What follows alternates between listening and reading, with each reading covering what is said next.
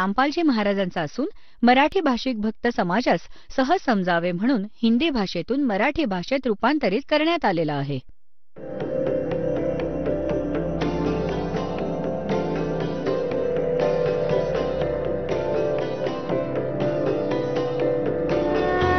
और ज्ञान सब ज्ञानडी कबीर ज्ञान सो ज्ञान और जैसे घोड़ा तोब का करता चले मैदान. जगद्गुरु तत्वदर्शी संत रामपालजी महाराजांचे अमृत वचन सर्व पवित्र धर्मांच्या व पवित्र शास्त्रांच्या आधारावर. पुण्यात्म्यांनो, ह्या पवित्र देवी पुराणामध्ये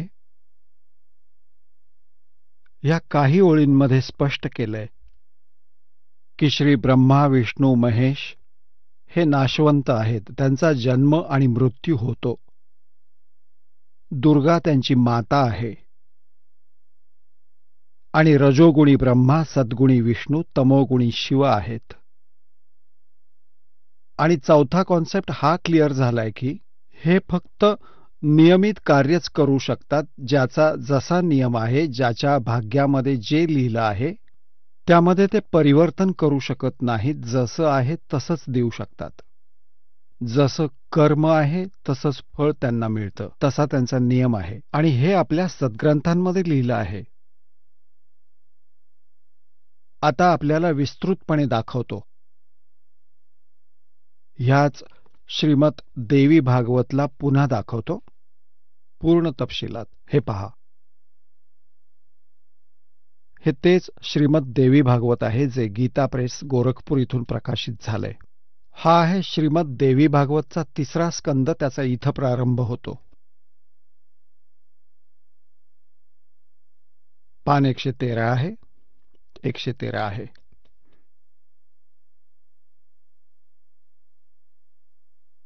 जन्मेजयने विचारलं, भगवान,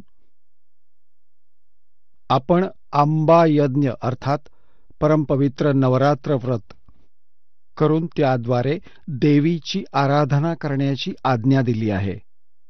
आता ती कोण देवी आहे, कशी आणि केव्हा प्रकट झाली, त्यांचा येण्याचा काय उद्देश आहे आणि ती कोणत्या गुणांनी विभूषित आहे. आंबा यज्ञ कोणत्या प्रकारचा असतो, पुढे पाहूया. ब्रह्मा, त्याचसोबत ब्रह्मांडाची उत्पत्ती कशी झाली हे सुद्धा विस्तारपूर्वक सांगा, कारण भूदेव ब्रह्मांडाविषयी जे काही सांगितलं आहे तसेच ते जसे आहेत ह्या सगळ्या गोष्टी तुम्ही जाणता. व्यासजींना विचारतात जन्मेजय, मी ऐकलं आहे की ब्रह्मा, विष्णू आणि रुद्र ह्या 3 सगुण देवता आहेत. क्रमशः सृष्टी, पालन आणि संहाराचं कार्य याची जबाबदारी त्यांच्यावर असते. पराशर नंदन, व्यासजी, आता मी या संबंधात विस्तृतपूर्वक ऐकू इच्छितो. आपण सांगण्याची कृपा करावी. व्यासजी म्हणतात, राजन, तुमची बुद्धी खूप विशाल आहे. आता तुम्ही जे विचारलं की ब्रह्मादींची उत्पत्ती म्हणजे ब्रह्मा, विष्णू, महेश यांची उत्पत्ती कशी झाली, तर हे महाकठीण प्रश्न आहेत. त्यातून अनेक प्रश्न निर्माण होतात. हाच प्रश्न मी पूर्वार्धात नारद मुनींना केला होता. व्यासजी म्हणतायत की मी हेच नारदजींना विचारलं होतं ज्ञान. मी म्हटलं, मुनीवर, आपण बुद्धिमान आहात, आपण कृपा करून मला सांगा की या विस्तृत ब्रह्मांडाचा प्रधानकर्ता कोण आहे. मुनीवर, हे ब्रह्मांड कुठून उत्पन्न झालं. द्विजवर, बरोबर हे सुद्धा सांगा की हे ब्रह्मांड विनाशशील आहे की निरंतर राहील.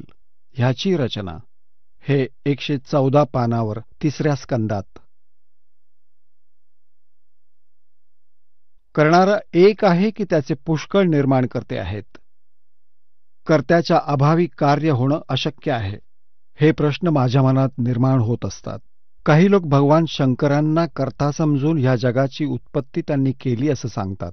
ते म्हणतात की देवाधिदेव भगवान शंकर हे चिरंजीव पुरुष आहेत, त्यांचा कधी जन्ममृत्यू होत नाही, ते आत्म्यामध्ये रमणारे आहेत, देवांवरही त्यांची हुकूमत चालते. दुसरे काही लोक भगवान विष्णूची प्रशंसा करतात. ते शक्तिशाली पुरुष अव्यक्त अखिल ऐश्वर्य संपन्न परब्रह्म परमात्मा आहेत. काही दुसरे लोक ब्रह्माजींना सृष्टीचा प्रधान करता करविता सांगतात. कितीतरी आचार्य भवानीला संपूर्ण मनोरथ पूर्ण करणारी सांगतात. ते आदिमाया महाशक्ती आणि परमपुरुषाच्या साथ राहून कार्य संपादन करणारी प्रकृती आहे. ब्रह्मच्या बरोबर त्यांचा अभेद संबंध आहे. ब्रह्म हा काळ आहे, क्षरपुरुष, आणि अभेद संबंध म्हणजे पती पत्नीचा संबंध आहे. ती सृष्टी स्थिती आणि संहार कार्यात संलग्न राहते. संपूर्ण प्राणी आणि देवतांची पण ती जननी आहे. ही शक्ती चिरंजीव आहे. वैष्णवी, शांभवी, ब्राह्मी, वासवी, वारुणी, वाराही, नारसिंही आणि अद्भुत महालक्ष्मी नावाने पण ती विख्यात आहे. 115व्या पानावर आहे. अनेक श्रेष्ठ मुनी म्हणतायत की जो निरंजन, निराकार, निर्लेप, निर्गुण, अरूप आणि व्यापक ब्रह्म आहे, त्यांच्यापासूनच जगाची सृष्टी झाली. कुठे कुठे वेद आणि उपनिषदात पण हेच ब्रह्म तेजोमय सांगितले आहेत आणि प्रधान पुरुष आहेत. हजारो मस्तक, डोळे, कान, हात, मुख आणि चरणांनी तो संपन्न आहे. आता आपण पुढे जाऊया. आता व्यासजी नारदजींना विचारतायत की मी असं ऐकलंय की काही लोक शंकरजींना रचनाकार आणि विष्णूजींना पालनहार सांगतात. मग नारदजी सांगतायत की व्यासजी, प्राचीन काळची गोष्ट आहे, याबद्दल माझ्या मनात सुद्धा शंका उत्पन्न झाली होती. तेव्हा मी माझे पिता अमित तेजस्वी ब्रह्माजींच्या स्थानावर गेलो आणि त्यांना ह्यावेळी ज्या विषयाबाबत तुम्ही मला विचारत आहात त्याच विषयी मी विचारलं. मी म्हटलं, पिताजी, हे संपूर्ण ब्रह्मांड कुठून उत्पन्न झालं? तुम्ही समान प्रकाराने याची रचना केली आहे की विष्णू ह्या विश्वाचे रचनाकार आहेत की शंकरांनी ही सृष्टी निर्माण केली आहे? जगतप्रभू, आपण विश्वाचे आत्मा आहात आणि खरी गोष्ट सांगण्याची कृपा करावी. कोणत्या देवतांची पूजा केली पाहिजे आणि कोणती देवता सर्वात शक्तिशाली आहे? निष्पाप ब्रह्मदेव, ह्या सर्व प्रश्नांचं समाधान करून माझ्या मनातील शंका दूर करण्याची कृपा करावी. सत्यवतीनंदन व्यासजी, अशा प्रकारे माझ्या प्रश्नांवर पितामह ब्रह्मांनी मला सांगायला सुरुवात केली. ब्रह्माजी म्हणाले, मुला, मी या प्रश्नाचं काय उत्तर देऊ? हा प्रश्न खूप जटिल आहे. महाभाग, तू भगवान विष्णूकडून याचं संपूर्ण समाधान करून घेऊ शकतोस. ह्या तिन्ही देवता यांना ज्ञान तर नाही, म्हणून ते आपल्याकडचा प्रश्न दुसरीकडे टोलवतात. चला त्यांना विचारा.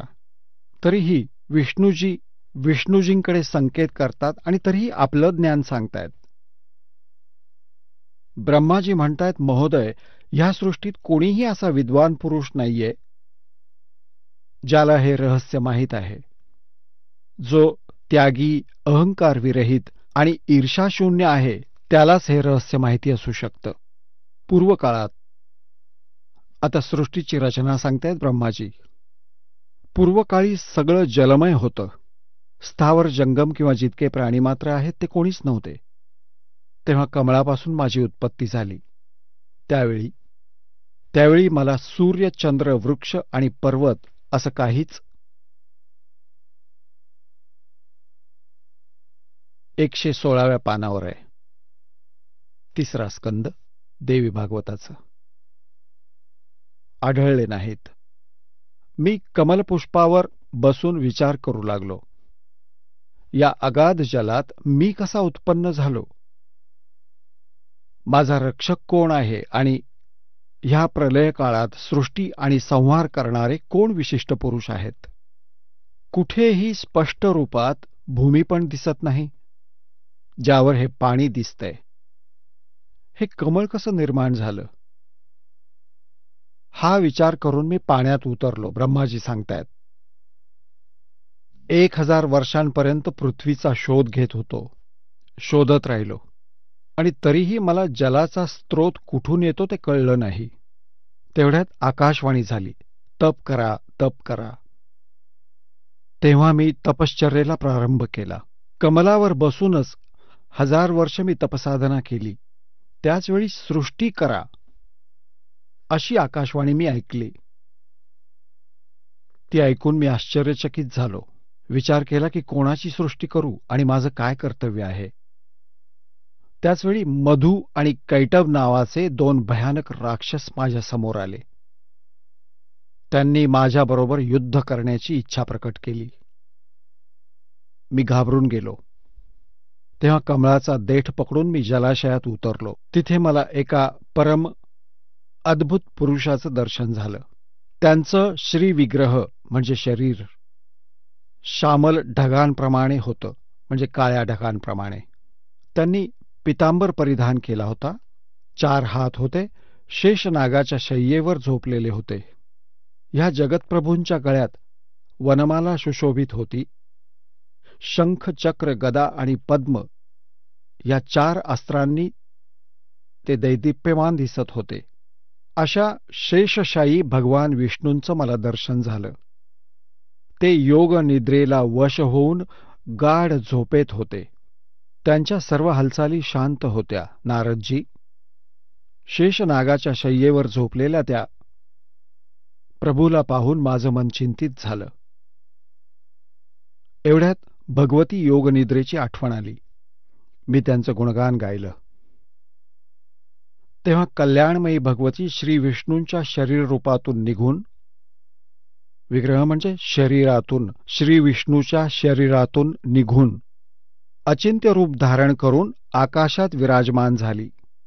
त्यांच्या गळ्यातील दिव्य आभूषणांमुळे त्यांच्या सौंदर्यात भर पडली.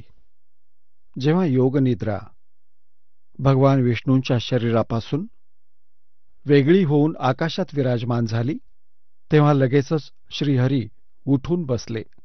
आता पुण्यात्म्यांनो, जसं आज सृष्टी रचनेविषयी आधी सांगितलं होतं, वरबलीदासांनी सांगितलं होतं, जे परमात्म्याने आपल्याला सांगितलं होतं. कबीर साहेबांनी म्हणाले होते की दुर्गा ब्रह्माजी, विष्णूजी आणि शिवजींची आई आहे, श्रीदेवी, आणि हा कालज्योती निरंजन यांचा पिता आहे. हे काय करतात? ह्या 3 मुलांची उत्पत्ती करतात. काळ म्हणजे ब्रह्म, क्षरपुरुष पण म्हणतात याला, क्षरब्रह्म पण म्हणतात. क्षरब्रह्म आणि ही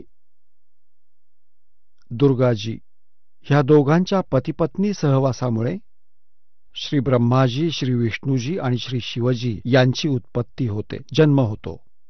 आणि हे काय करतात? यांना बाल्यावस्थेपासूनच कोमामध्ये ठेवलं जातं, अचेतन केलं जातं आणि त्यांचं संगोपन करतात. आणि जेव्हा हे युवा होतात तेव्हा यांना सचेतन केलं जातं.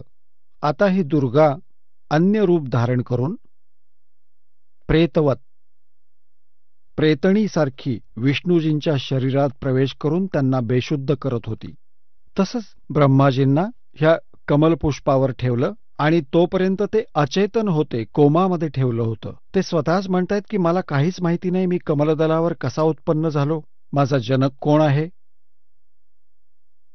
आता खाली उतरून पाहिलं तर विष्णूजी बेशुद्ध पडलेले होते. आणि त्यांच्यातून जेव्हा दुर्गा बाहेर आली आणि ते सचेतन झाले. आता अशाच प्रकारे या सगळ्यांना ह्या काल भगवानाने आपल्या सुनियोजित षडयंत्राद्वारे भ्रमित करून ठेवलं होतं, कोणालाही यथार्थ ज्ञान दिलं नव्हतं. आता इथे आपण पुढे पाहूया. आता काय होतं की 3ऱ्या स्थानावर भगवान शंकरांना बेशुद्धावस्थेत ठेवलं होतं, ते पुन्हा सचेतन केलं. मग तिघांनाही एकत्र केलं प्रेरणा देऊन. तिघे एकत्र झाले. आता पहा, श्रीमद संक्षिप्त देवी भागवत आणि 3रा स्कंध. आता आपण हे वाचत होतो तेव्हा कल्याणमयी भगवती विष्णूच्या विग्रहापासून निघून अचिंत्य रूप धारण करून आकाशात विराजमान झाली. दिव्याभूषणं तिचं सौंदर्य वाढवत होते. जेव्हा योगनिद्रा भगवान विष्णूंच्या शरीरापासून अलग होऊन आकाशात विराजमान झाली तेव्हा लगेचच श्रीहरी उठून बसले. त्यांनी मधु आणि कैटभ या राक्षसांबरोबर 5000 वर्ष मोठं घनघोर युद्ध केलं. तेव्हा ते दैत्य मेले. प्रथम देवीच्या कटाक्षाने मधु आणि कैटभ मोहित झाले. यानंतर विष्णूंनी त्यांना मांडीवर घेऊन त्यांना तिथंच निष्प्राण केलं. आता तिथे मी आणि भगवान विष्णू दोघेच होतो. तिथे रुद्रही प्रकट झाले. आम्हा तिघांना भगवती आद्यशक्तीचं अलौकिक दर्शन झालं. त्यांना पाहून मनमुग्ध झालो. आम्ही त्यांची उत्तम स्तुती केली. तेव्हा ती आदिशक्ती आम्हा लोकांना म्हणू लागली. देवी म्हणाली, ब्रह्मा, विष्णू आणि महेश्वर, तुम्ही सतर्क होऊन आपापल्या कार्यामध्ये मग्न रहा. सृष्टी, स्थिती आणि संहार हे तुमचं कार्य आहे. ब्रह्माजी म्हणतायत, भगवती आद्याशक्तीची, हे आपण 117 पानावर वाचतो आहोत, 3रा स्कंद. वाणी खूप मधुर होती, सुंदर आणि सुखप्रद होती. आम्ही ती स्पष्ट ऐकली. आम्ही त्यांना म्हटलं, माते, आम्ही कुठल्या प्रकारे ह्या प्रजेच्या सृजनादी कार्यामध्ये सफल होऊ? विस्तृत भूमीचा अभाव आहे. सगळी स्थानं जलमय आहेत. आमचं ऐकून त्या कल्याण स्वरूपिणी भगवतीचं मुखमंडल हास्याने भरून गेलं. तेवढ्यात एक सुंदर विमान आकाशातून उतरलं.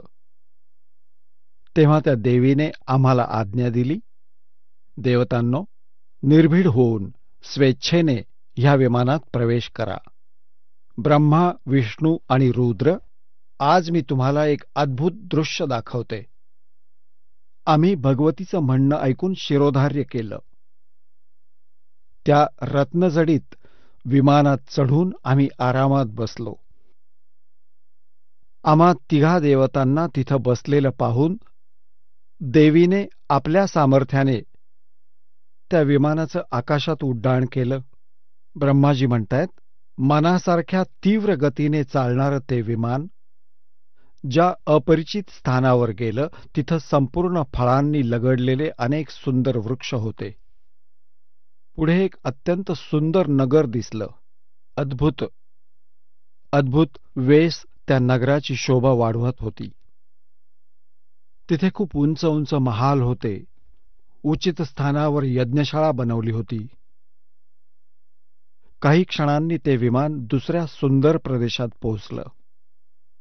तिथे आम्ही पाहिलं अनुपम नंदनवन होतं.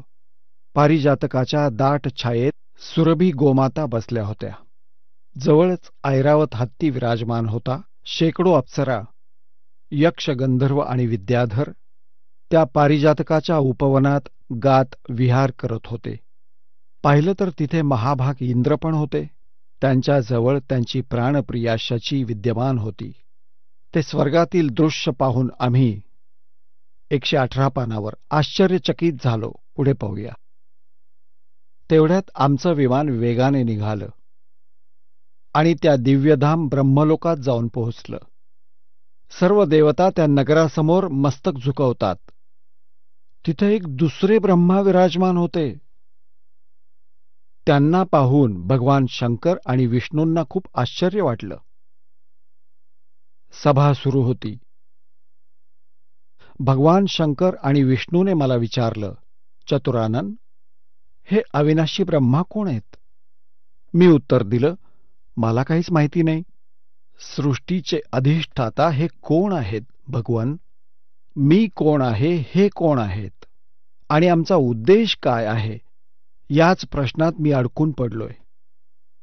तेवढ्यात मनाच्या तीव्र वेगाने निघालेलं ते विमान तिथून पटकन निघालं आणि कैलासाच्या सुरम्य शिखरावर जाऊन पोहोचलं. पुढे पाहूया. विमान तिथं पोहोचताच एका भव्य भवनातून त्रिनेत्रधारी भगवान शंकर बाहेर आले. ते नंदी बैलावर बसलेले होते. त्यांची 5 मुखं होती आणि 10 हात होते आणि मस्तकावर चंद्र विराजमान होता. क्षणभरानंतर ते विमान त्या शिखरावरून वाऱ्याच्या वेगानं निघालं आणि वैकुंठ लोकात जाऊन पोहोचलं. तिथे भगवती लक्ष्मीचं विलास भवन होतं. तिथे मी जी संपत्ती पाहिली तिचं वर्णन करणं केवळ अशक्य आहे. त्या उत्तम पुरीला पाहून विष्णूजींचं मन आश्चर्याने समुद्रात गोते खाऊ लागलं. एक विष्णू तर विमानात बसले आहेत, एक ब्रह्मा बसले आहेत, एक शंकर बसले आहेत आणि एक एक अजून पाहिले तर तिथं कमललोचन श्रीहरी विराजमान होते. अळशीच्या फुलासमान त्यांच्या शरीराची कांती होती. पितांबर परिधान केला होता, 4 हात होते. ते पक्षीराज गरुडावर विराजमान होते. दिव्य आभूषणे त्यांना अनुपम शोभा देत होती. प्राणप्रिया लक्ष्मीची चौरी ढाळत होत्या. त्या सनातन श्रीहरींचं दर्शन घेऊन आम्ही सगळे आश्चर्यचकित झालो. एक दुसऱ्याकडे पाहत पाहतच आम्ही विमानात एका उत्तम आसनावर बसलो. तेवढ्यात वाऱ्याच्या वेगाने विमानाने परत उड्डाण केलं. पुढे अमृतासमान गोड्या पाण्याचा समुद्र मिळाला. त्याचं जल खूपच मधुर होतं. पुण्यात्म्यांनो, परमेश्वर कबीरजींनी आपल्याद्वारा रचलेल्या सृष्टीबद्दल जी माहिती दिली आहे त्यात खूपच विस्ताराने सांगितलं आहे. आता हे श्री ब्रह्माजी, विष्णूजी आणि शिवजी विमानात बसले आहेत. दुर्गाने त्या विमानाचं आकाशात उड्डाण केलं. हे जिथे पोहोचलं तिथं ब्रह्माजी विराजमान होते आणि एक ब्रह्माजी विमानात बसलेले आणि एक ब्रह्माजी समोर बसलेले ब्रह्मलोकामध्ये. आणि तिथं पाहिलं तर विष्णू आणि शिवजी विचारत होते की हा दुसरा ब्रह्मा कोण आहे. म्हणजे विमानातला ब्रह्माजी त्यांना विचारत होता की हा दुसरा ब्रह्माजी कोण आहे. तर ते म्हणाले की मला काही माहिती नाही ते कोण आहेत ते. तर हे कोण होते. ह्या काळाने जसं आपल्या सृष्टीच्या रचनेच्या प्रारंभी सांगितलं होतं, त्यांनी या ब्रह्मांडाच्या टॉपमोस्ट प्लेसवर म्हणजे उंच शिखरावर 3 स्थानं बनवली होती.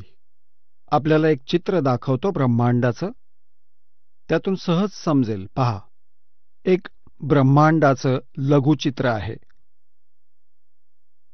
हे पहा, हे एक अंड्यासारखा आकार आहे. याचा अंड्यासारखा आकार आहे. याचा एलिप्टिकल असा आकार आहे, असा शेप आहे. आता हे पहा, खालून सुरुवात करूया. सगळ्यात खाली हा पाताळ लोक, तलातल, रसातल, सुतल, अतल, महातल, तलातल आणि वितल. हा पृथ्वीलोक. हे शिवलोक, ज्याला शिवपुरी पण म्हणतात. ब्रह्माजींचा लोक ब्रह्मापुरी, विष्णूजींचा लोक विष्णुपुरी. आता हे जे क्षेत्र आहे हा आहे कॉमन स्वर्ग आणि नरक. हे आहे धर्मराय लोक, म्हणजे इथला न्यायाधीश बनवलेला आहे काळानं, जिथे सगळ्यांचं अकाउंट असतं.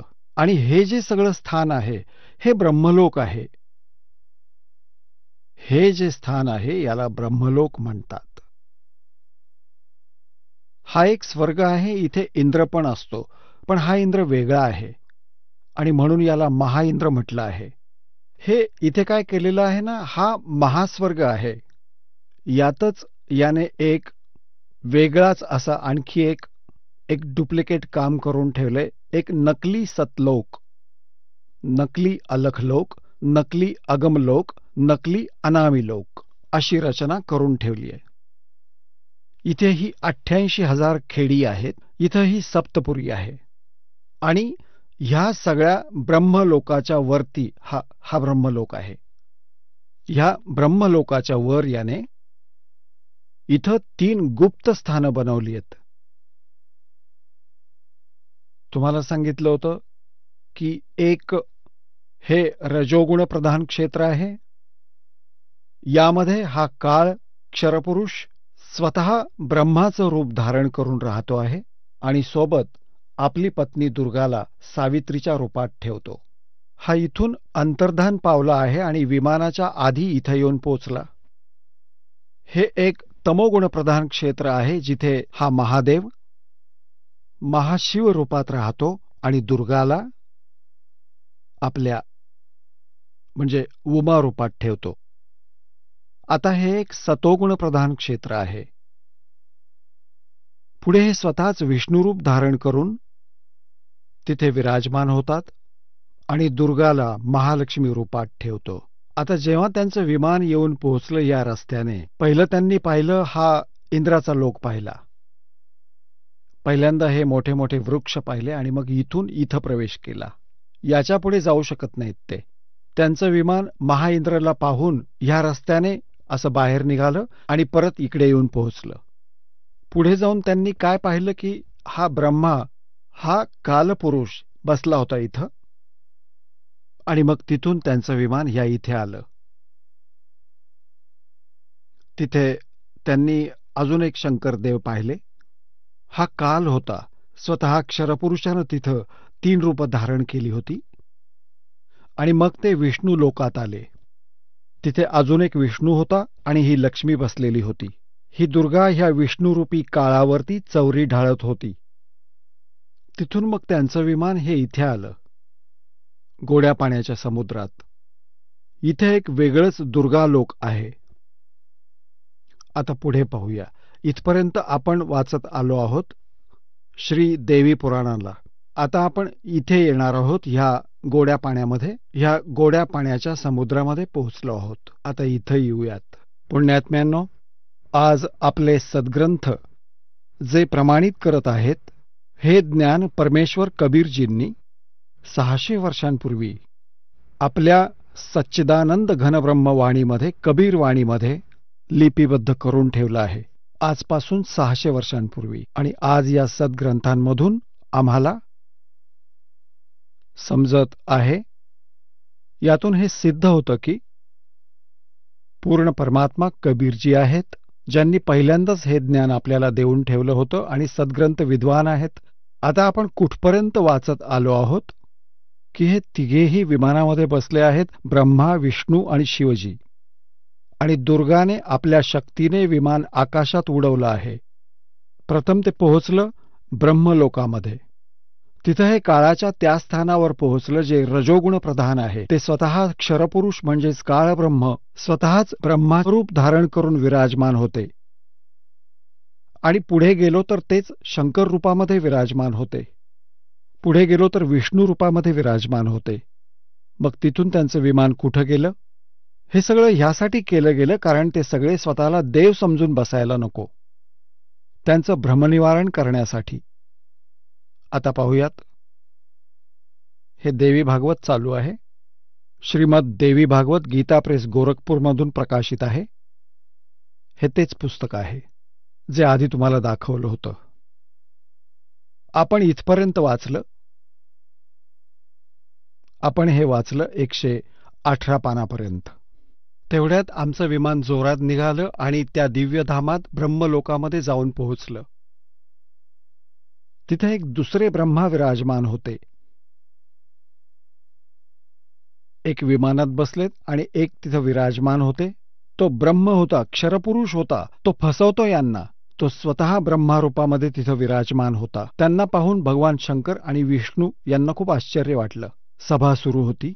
भगवान शंकर आणि विष्णू यांनी मला विचारलं, चतुरानन, हे अविनाशी ब्रह्मा कोण आहेत? मी उत्तर दिलं, मला काहीच माहिती नाही. सृष्टीचे अधिष्ठाता कोण आहेत? भगवान, मी कोण आहे? हे कोण आहेत? आणि आमचा काय उद्देश आहे? ह्या कोड्यात माझं मन गुंतलेलं आहे. एवढ्यात मनाच्या वेगात असलेलं हे तीव्रगामी विमान तिथून लगेच निघालं आणि कैलासाच्या सुरम्य शिखरावर जाऊन पोहोचलं. तिथं विमान पोहोचताच एका मोठ्या भवनातून त्रिनेत्रधारी भगवान शंकर निघाले. ते नंदी बैलावर बसलेले होते. हा काळ निघालाय तिथून, क्षरपुरुष.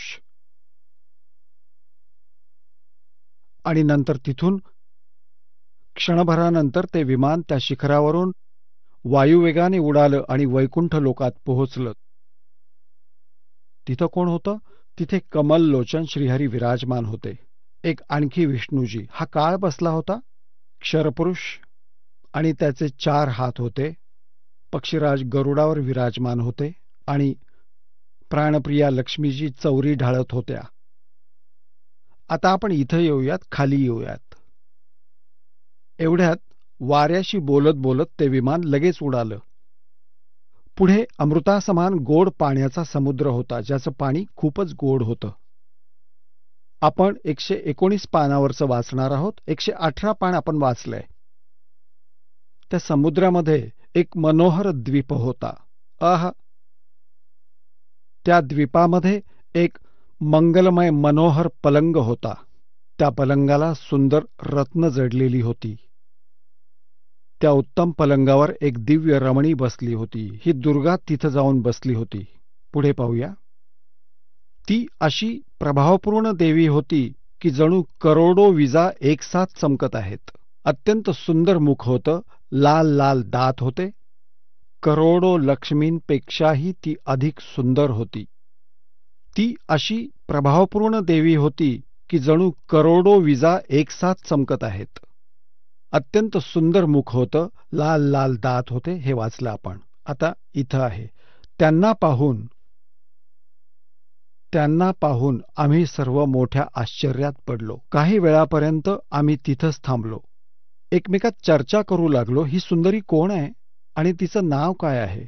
आपण हिच्याविषयी अगदीच अनभिज्ञ आहोत. हिचे हजारो नेत्र, हजारो हात, हजारो मुख आहेत. दुरून पाहून सुद्धा ही केवढी सुंदर वाटत आहे. ही ना कोणी अप्सरा आहे, ना कोणी गंधर्वकन्या, ना कोणी देवकन्या. नारद, शंकाग्रस्त होऊन आम्ही थांबलो होतो.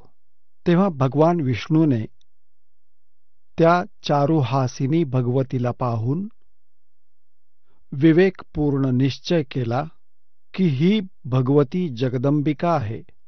तेव्हा ते म्हणाले की ही भगवती आपल्या सर्वांची आदी कारण आहे. महाविद्या आणि महामाया ही हिची नावं आहेत. ती पूर्ण प्रकृती आहे. आता पुण्यात्म्यांनो,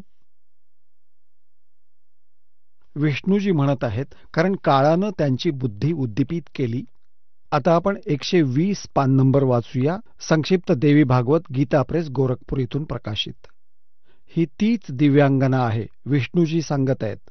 ही थोडी पार्श्वभूमी सांगितली विष्णूला काल भगवानाने आणि दुर्गाने. थोडी बॅकग्राऊंड सांगितली. ही तीच दिव्यांगना आहे जिचं प्रलयवर्णात मला दर्शन झालं होतं. त्यावेळी मी बालरूपात होतो. ती मला पाळण्यामध्ये झुलवत होती. विष्णूजी लहानसं बाळ होते हे त्यांच्या जन्माचं प्रमाण आहे. वटवृक्षाच्या पानावर एक सुदृढ शय्या अंथरली होती. त्याच्यावर पडून मी माझ्या पायाचा अंगठा आपल्या कमळासारख्या मुखात घेऊन चोखत होतो. म्हणतायत प्रलय वर्णनामध्ये मला दर्शन झालं होतं या देवीचं. तेव्हा मी बाल्यावस्थेत होतो. छोटं बाळ होतो. ती मला पाळण्यात झुलवत होती. मी पायाचे अंगठे चोखत होतो. त्यांना पाहून मला आधीची गोष्ट आठवली. ही आम्हा सर्वांची जननी आहे. आता 121 पानावर आहोत. आता भगवान विष्णू प्रकृती देवीला म्हणाले की नमस्कार देवी. भगवती विधात्रीला निरंतर नमस्कार असो. ही स्तुती करत करत भगवान येत आहेत. विष्णूजी इथे पहा 123 पानावर. जे प्रारंभी वाचलं होतं ते आता परत आलं आहे. भगवान विष्णू स्तुती करत आहेत आपल्या माता दुर्गाची. तू शुद्ध स्वरूपा आहेस. हे सगळं विश्व तुझ्यापासूनच निर्माण झालं आहे.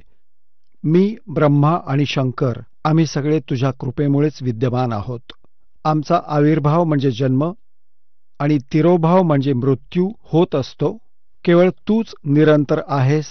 जगज्जननी आहेस. प्रकृती आणि सनातनी देवी आहेस. भगवान शंकर म्हणाले देवी, जर महाभाग विष्णू तुझ्यापासून प्रकट झाले आहेत तर त्यांच्यानंतर उत्पन्न होणारे ब्रह्मा पण तुझेच बालक आहेत. मग मी तमोगुणी लीला करणारा शंकर काय तुझी संतान नाहीये? अर्थात मला ही उत्पन्न करणारी तूच आहेस शिवे. संपूर्ण संसाराची सृष्टी करण्यामध्ये तू खूप चतुर आहेस. ह्या संसाराच्या सृष्टी, स्थिती आणि संहारामध्ये तुझे गुण नेहमीच समर्थ आहेत. ह्या तिन्ही गुणांपासून उत्पन्न झालेले आम्ही ब्रह्मा, विष्णू आणि शंकर नियमानुसार कार्यामध्ये तत्पर असतो.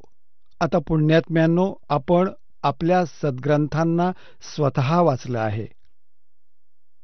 आणि हे आत्तापर्यंत पवित्र हिंदू धर्माचे गुरुजन, हे आचार्य, मंडलेश्वर, महामंडलेश्वर, गीता मनीषी, गीतेच्या मर्मज ज्ञाता, वेदांच्या ज्ञाता, पुराणांच्या ज्ञाता म्हणत होते, त्यांना हे काहीच माहीत नव्हतं.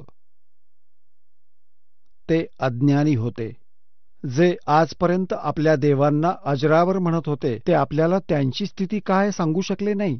हे नाही सांगू शकले की त्यांची स्थिती काय आहे. जन्मगाथा सांगत बसले महापुरुषांची की यांची ही स्थिती आहे. आता पुण्यात्म्यांनो, जसं की तुम्हाला सृष्टी रचनेच्या प्रारंभी जी कथा सुरू केली होती, सांगितली होती की काळ भगवानाने ह्या क्षरपुरुषाने, जे ब्रह्मा विष्णू महेशाचे पिता आहेत, दुर्गाजीचे पती आहेत, जे श्रीदेवीचे पती आहेत आणि ब्रह्मा विष्णू महेशचे पिता आहेत, त्यांनी दुर्गाला सांगितलं होतं हे की माझं गुपित कोणालाही सांगू नकोस. हे खूप कठोरपणे सांगितलं होतं. तर देवीने ह्याच उद्देशाने ब्रह्मा विष्णू महेश यांना ह्या क्षरपुरुषाचं ज्ञान दिलं नाही. आता दुर्गाला ह्याने सांगितलं होतं की माझं रहस्य कोणालाही सांगू नकोस.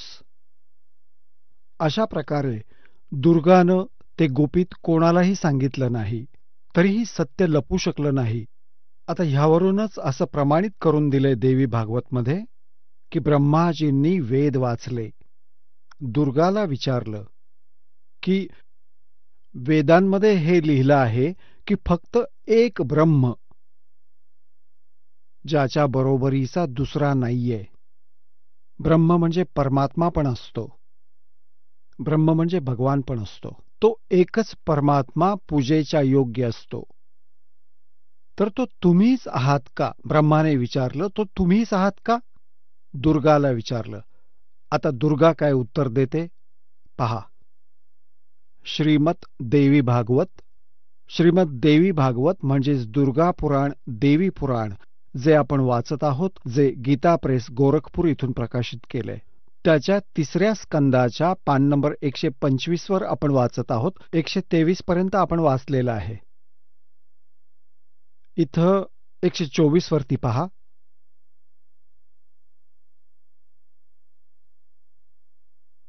ब्रह्माजी म्हणत आहेत, अद्भुत तेजस्वी भगवान शंकर यांची स्तुती करण्यावर भगवती जगदंबिकेनं आपली ती गोष्ट सांगितली. आता इथे ब्रह्माजी विचारतायत, ब्रह्माजीचं प्रकरण चालू आहे. हे 125 पानावरती आपण वाचतो आहोत 3ऱ्या स्कंदामध्ये. ह्या मूर्त आणि अमूर्त जगाचा आधार तुमच्या आधी दुसरा कोणीही पुरुष नव्हता, कोणी तिसरा पण नाहीये. एकमेव द्वितीय ब्रह्म. ह्या वेदाच्या वचनाला व्यर्थ म्हणणं तर योग्य नाही. आता दुर्गा यांना म्हणते की मीच सर्व काही आहे, मीच तुमचा पिता आणि मीच तुमची माता आहे. आता ब्रह्मदेवांनी वेद वाचले आणि म्हणाले की आपण वेदांना खोटं ठरवू शकत नाही, आणि इकडे अनुभव वेगळीच गोष्ट सांगतो. अशा प्रकारे वेदवाक्य आणि अनुभव यांच्यामध्ये अत्यंत विरोध उत्पन्न होत आहे. वेद म्हणतायत एकमेवा द्वितीय ब्रह्म आहे, तर काय तो आत्मस्वरूपाही तुम्हीच आहात की तो कोणी वेगळा पुरुष आहे? माझ्या या शंकेचं निरसन करण्याची कृपा करा. कुठल्या तरी महान पुण्याच्या कृपेमुळेच मला तुमच्या चरणांची सेवा करण्याचं भाग्य लाभलंय. तू स्त्री आहेस की पुरुष, हे रहस्य पण मला विस्तृतपणे कृपा करून सांगा. 4था आणि 5वा अध्याय इथं संपला. आता 6वा अध्याय सुरू होतोय. ब्रह्माजी इथं म्हणतायत, अशा प्रकारे मी जसं भगवती जगदंबिकेला विनयपूर्वक विचारलं, तेव्हा त्या मधुर वाणीने मला सांगू लागल्या. देवी म्हणाल्या, मी आणि ब्रह्म एकच आहोत. आता झाले ना 2. सत्य लपत नाही, एकच आहोत. माझ्यात आणि ह्या ब्रह्म मध्ये किंचितही फरक नाही. जे ते आहेत तेच मी आहे आणि जी मी आहे ते तेच आहेत.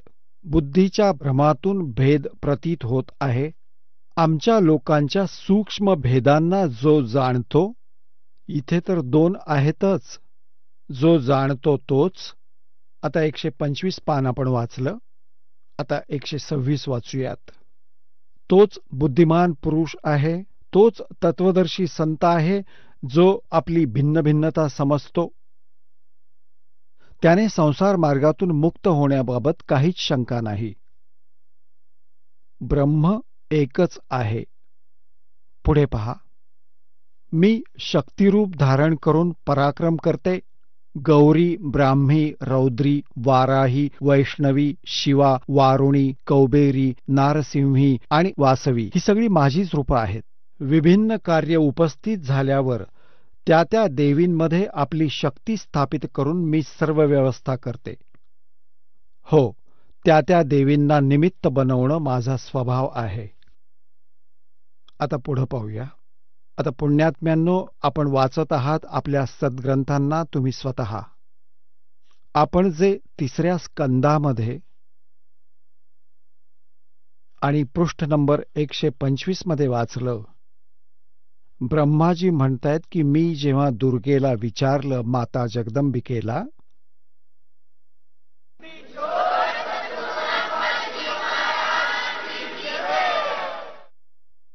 चला आता आपण त्या श्रद्धाळूंचे अनुभव जाणून घेऊयात, ज्यांनी जगद्गुरू तत्वदर्शी संत रामपालजी महाराजांकडून दीक्षा प्राप्त केलेली आहे, तसेच त्यांच्याद्वारे मार्गावर चालत आहेत. नमस्कार सतसाहेब. आपलं नाव? नितीन दास. आपण कुठून आलात? पिंपळगाव बसवंत, तालुका निफाड, जिल्हा नाशिक, भेड. संत रामपालजी महाराजांची दीक्षा आपण कधी घेतली? 2014. संत रामपालजी महाराजांची दीक्षा घेण्या अगोदर आपण व आपला परिवार कोणती भक्ती साधना करत होतात? संत रामपालजी महाराज यांची गुरुदीक्षा घेण्याच्या अगोदर आम्ही दामोदर महाराज खेडगावकर यांची गुरुदीक्षा घेतलेली होती, की हरिभक्त परायण, जी रेग्युलर रामकृष्ण हरी आणि माळकरी संप्रदाय याच्यात भक्ती करत होता अगोदर. माळकरी समुदायाची जी भक्ती आहे त्यामध्ये कुठल्या प्रकारची भक्ती साधना असते आणि कुठल्या प्रकारची तुम्ही भक्ती साधना करत होतात?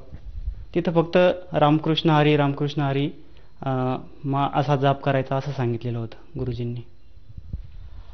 ही भक्ती साधना करत असताना कुठल्या प्रकारे मंदिरात जाणं, कुठले दर्शन घेणं देवी देवतांची, जसं की महाराष्ट्र हे साधू संतांची भूमी म्हणून ओळखली जाते, तर अन्य प्रकारची तुम्ही आणखी कोणती साधना करत होतात? जसं महादेवाच्या मंदिरात जाणं, मारुती मंदिरात जाणं, देवीच्या मंदिरात जाणं, सर्व पारंपरिक जे काही भक्तिमार्ग होते महाराष्ट्रामध्ये त्याप्रमाणे मंदिरात पण जाणं, महादेवाच्या पिंडीला 2-2 लिटरपर्यंत दूध अर्पण करणं, हे सर्व काही करत होतो. म्हणजे आपण पूर्वीपासूनच भक्तीमध्ये लीन होतात. तरी पण आपण संत रामपालजी महाराजांच्या भक्तीचा विचार का केला?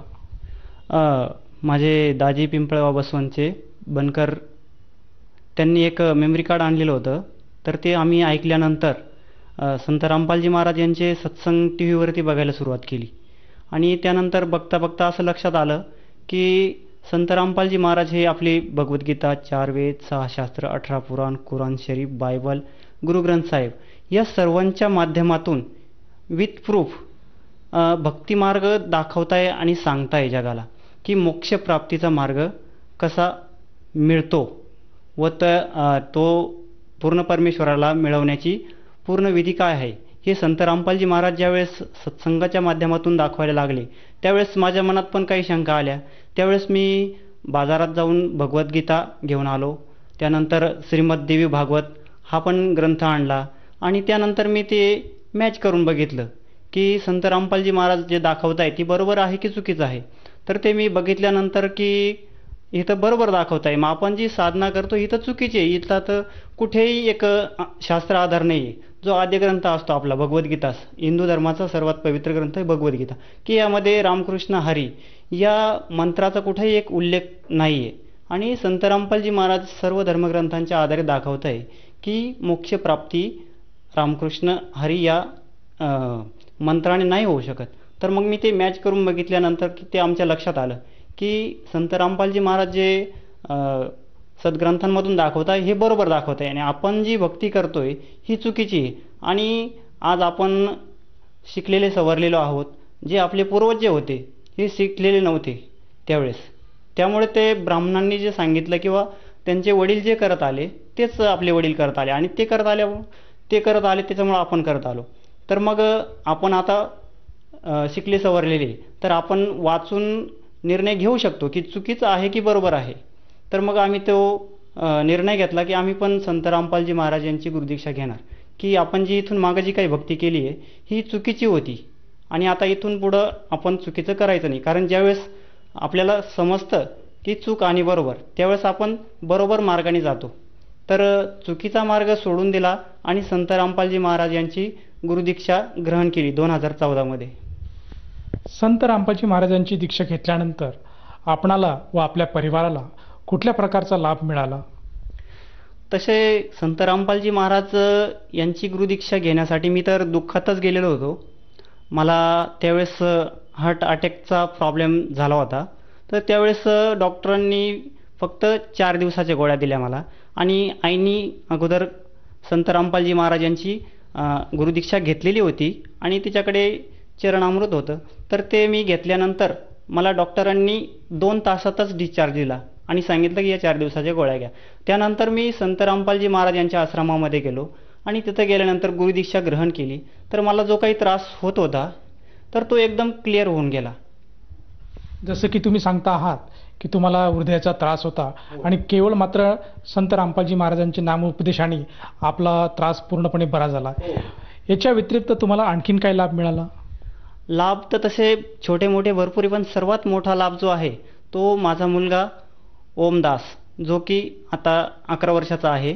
तो 2014 मध्ये त्यांनी पण गुरुदीक्षा घेतलेली आहे आणि 2014च्या अगोदरपासून त्याला TBचा प्रॉब्लेम होता. 3 वेळेस पूर्ण सरकारी कोर्स, प्रायव्हेट कोर्स करून झालेले होते पूर्ण. तर त्याला तो प्रॉब्लेम काही सॉल्व्ह होत नव्हता. तर त्याला आजारी झाल्यानंतर तो पिंपळा वसवंतला पण 1 महिना ॲडमिट होता. त्यानंतर नाशिक हॉस्पिटलला पण होता, किलबिल हॉस्पिटल. आणि किलबिल हॉस्पिटलला सांगण्यात आलं की आता याचं काही एक राहिलेलं नाही आहे. पूर्ण टेस्ट झाल्या, त्याचे एक्सरे झाले, सोनोग्राफी झाल्या, रिपोर्ट काढले, बॉम्बेला पण रिपोर्ट पाठवले इथून. तर त्यामध्ये असं त्यांनी सांगितलं डॉक्टरांनी की आता हा वाचू शकत नाही, हा काही दिवसाचा पाहुणा आहे तुमच्याकडे. तर तुम्ही पिंपळगाव बसवंतला याला शिफ्ट करा आणि तिथं सलाईन चालू असतील. तर इथून डॉक्टरांनी कॉल केला पिंपळगाव बसवंतला की आता मी एक पेशंट डिस्चार्ज करतोय पिंपळगाव बसवंतचा. तर त्याचा जो डेथ सर्टिफिकेटचा जो जे काही लिहायचं आहे डेथ झाल्यानंतर, तर मी तुम्हाला सांगतोय की कसं लिहायचं ते, की त्याचा डेथ कसा होईल. मग ते त्यांचं कॉल झाल्यानंतर माझे एक मामा आहे, डॉक्टरच आहे ते डोळ्यांचे, पिंपळगाव बसवंतलाच त्यांचं मोठं क्लिनिक आहे, शेजवळ सर. तर त्यांना मी कॉल केला की अशी अशी परिस्थिती आहे आणि परमात्माला पण प्रार्थना केली की परमात्मा, डॉक्टरांनी असं असं उत्तर दिलेलं आहे की परमात्मा संत रामपालजी महाराज यांच्याकडनं उत्तर आलं की बेटा ट्रीटमेंट जारी रखो, कुछ नहीं होगा, परमात्मा तुम्हारे साथ है. तर मग डॉक्टरांची पण साथ मिळाली मामांची आणि त्यांनी पण एक रेफरन्स केलं की आता तुमच्याकडे फक्त 2% राहिलेलं आहे चान्स आणि 98% नाही आहे. तर डॉक्टरांनी पण मला समजावलं की तुम्ही 98%कडे नका बघू, तर 2%कडे बघा, तर तो तुमच्यासाठी प्लस पॉईंट असू शकतो. तर संत रामपालजी महाराज यांनी पण आशीर्वाद दिलेला होता आणि सांगितलेलं होतं की बेटा कुछ नहीं होगा उसको, वो परमात्मा का बच्चा है, उसको कुछ भी नहीं होगा. तर मग आम्ही इथून बॉम्बेला शिफ्ट करण्याचा निर्णय घेतला डॉक्टरांच्या माध्यमातून. तर वाडिया हॉस्पिटलला गेल्यानंतर आम्ही इतके निराश झालेलो होतो आणि सर्व काही पैसा संपलेला होता आमच्याकडचा.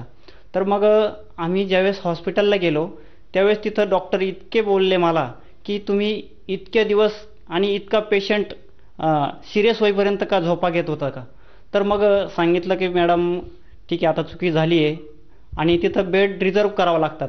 तर परमात्माच्या दयेने आम्हाला बेड रिझर्व न करता सुद्धा त्यांनी जागा अवेलेबल करून दिली आणि अवेलेबल जागा करून दिली. त्यानंतर ICUमध्ये जागा नव्हती कारण पेशंट इतका सिरियस होता. तिथं गेल्या कमीत कमी 15 ते 20 मिनिटात ज्यावेळेस ॲडमिट केलं गेलं त्याला, तर त्यावेळेस त्यांनी रक्ताची संडास आणि रक्ताची उलटी केली आणि मी बघितलं की आता माझ्या मुलाचं काही एक खरं नाही.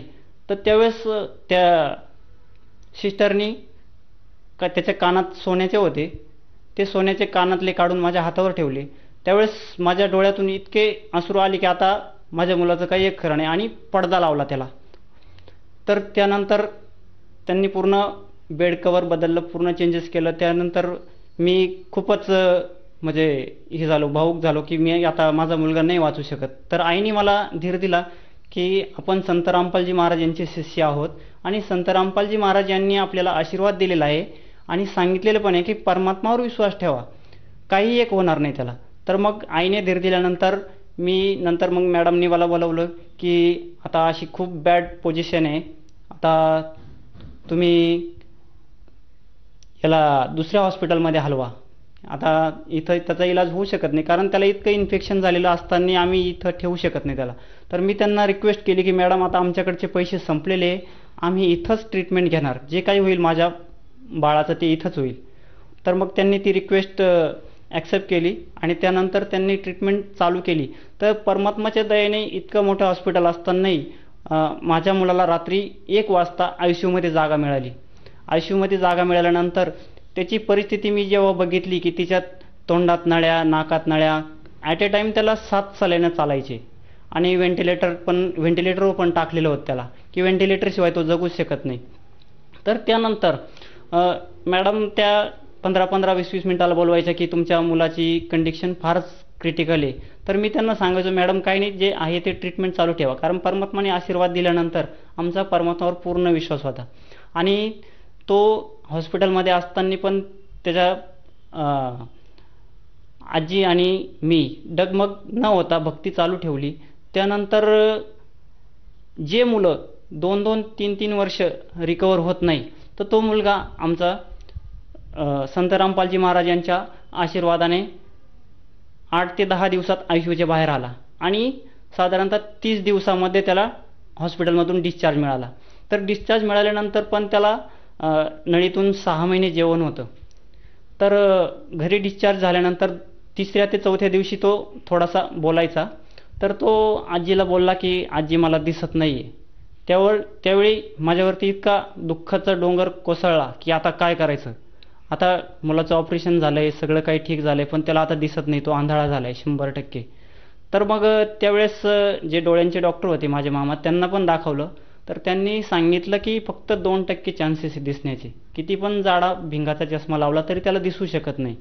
तर मग परत आम्ही संत रामपालजी महाराज परमात्मा यांना प्रार्थना केली की त्याला दिसण्याचा प्रॉब्लेम झालेला आहे. तर संत रामपालजी महाराज यांनी सांगितलं की बेटा चिंता मत कर, सब ठीक हो जाएगा.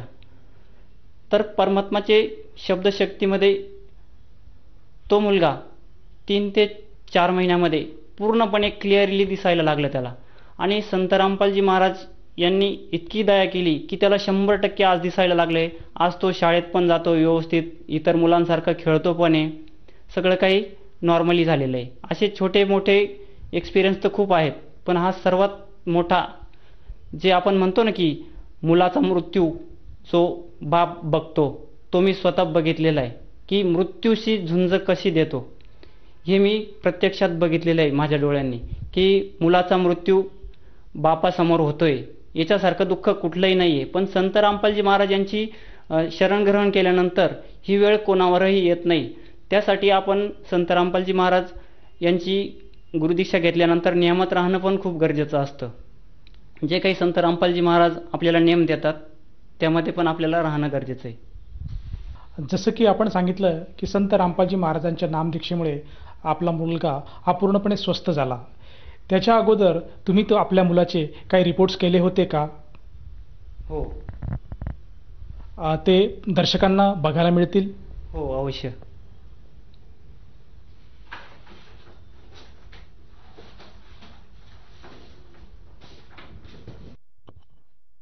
हे आपण बघू शकता की त्याच्या ब्रेनचे रिपोर्ट आहे, बॉम्बेला काढलेले. तर डॉक्टरांनी बघितल्यानंतर पण कोणीच डॉक्टर भरोसा ठेवत नाही की तो मुलगा आज जिवंत असेल. आणि नाशिकचे जे डॉक्टर आहे 15 दिवसानंतर बॉम्बेवरून सोडवल्यानंतर त्यांना दाखवण्यात आलं, तर त्यावेळेस चक्क ते खुर्चीवर बसलेले होते, ते उभे राहिले आणि तोंडात बोट घातलं अक्षरशः, की त्यांनी सांगितलं की हा मुलगा जिवंतच कसा आहे आज रिपोर्ट बघितल्यानंतर. तर याच्यानंतर अजून पण दुसरे रिपोर्ट आहे माझ्याकडे. तर आपली जी प्रतिकारशक्ती असते, तर TBचा एवढा भयानक आजार झालेला असताना सुद्धा, तर ओम याचा रिपोर्ट माझ्याकडे आहे. हा रिपोर्ट तुम्ही बघू शकता की जी प्रतिकारशक्ती आहे ती त्याचे 0% असताना सुद्धा तो पेशंट आज जिवंत आहे. आणि नॉर्मल रेंज तुम्ही बघू शकता की फॅमिली हिस्ट्री पण त्याच्यामध्ये आलेली आहे. साई बवर हा त्याच्या छोट्या भावाचा रिपोर्ट आहे.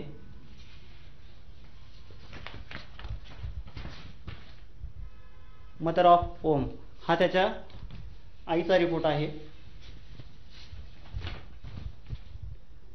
फादर ऑफ ओम हा माझा स्वतःचा रिपोर्ट आहे. ती नॉर्मल रेंज ही 98% असते आणि त्याचा जो रिपोर्ट आहे त्याच्यामध्ये 0% आहे.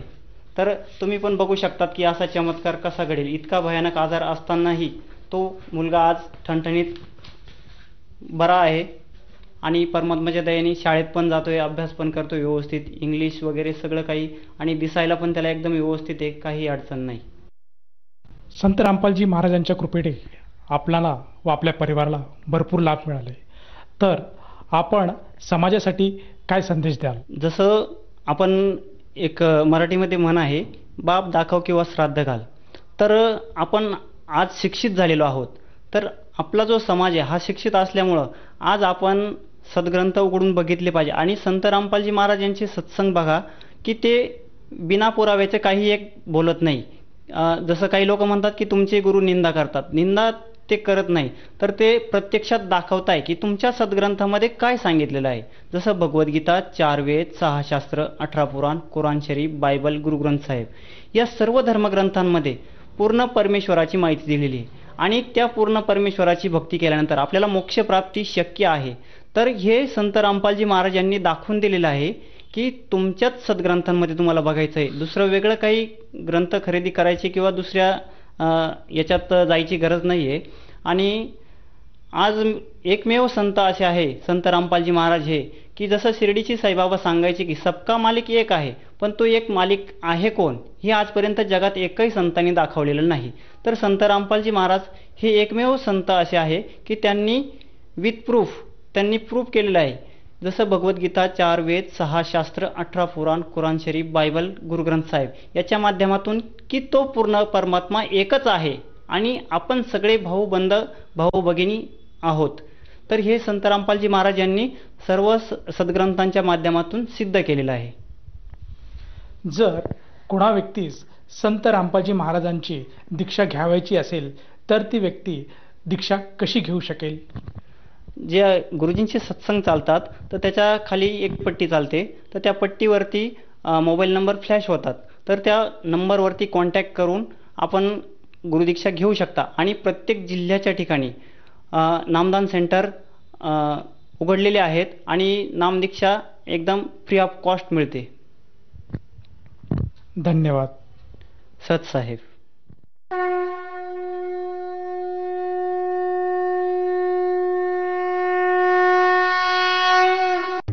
आपण ऐकत होता जगद्गुरु तत्वदर्शी संत रामपालजी महाराजांचे मंगल प्रवचन.